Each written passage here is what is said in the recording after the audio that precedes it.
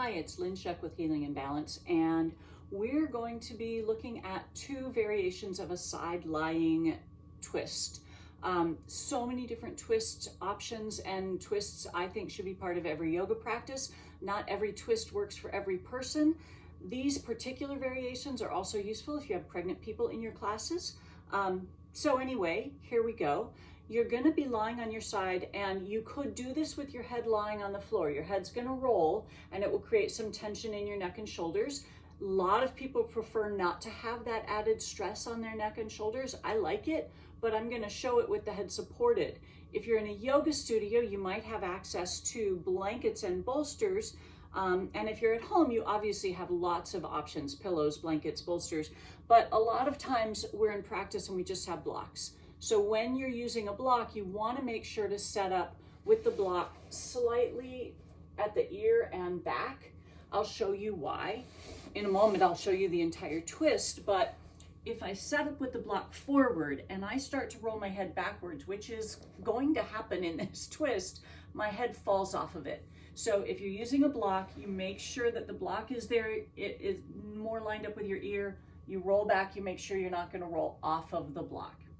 So we're going to set up, legs are bent, that helps sort of anchor your pelvis. So this end of your spine is the anchor to your twist. Arms are out in front of your chest, the bottom arm stays on the floor.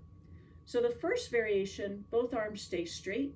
I'm going to follow my hand with my gaze and my head, and I'm going to take my arm behind me as far as I comfortably go, and then I'm going to bring my arm back in front of me.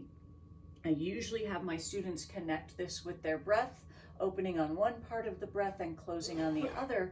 And after a few rounds where we move, I give the option of letting your arm hang back here or rest on the floor, depending on how mobile you are.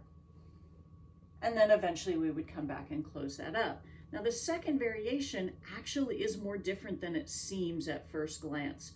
I'm going to let my arm slide forward so my chest starts to face the floor a little bit. I'm taking a twist in one direction already. And then I'm going to reverse that twist by pulling my hand back. I bend my elbow and I keep my fingers dragging along my bottom arm across my collarbones, and then I open my arm out behind me. I bend the elbow, bring my hand back to my shoulder across the collarbones. As I come down the arm, I'm going to reach past the hand. And so again, I could move back and forth between these two positions, and then eventually I can take the arm back and hold.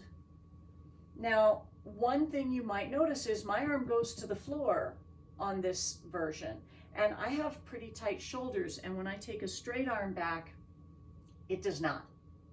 So already you can see that there are going to be variations in how the shoulder blades come onto the back, and the ability to twist actually changes. So play with these two variations, whether it's for yourself in your own practice or whether as a teacher you're bringing it to other people.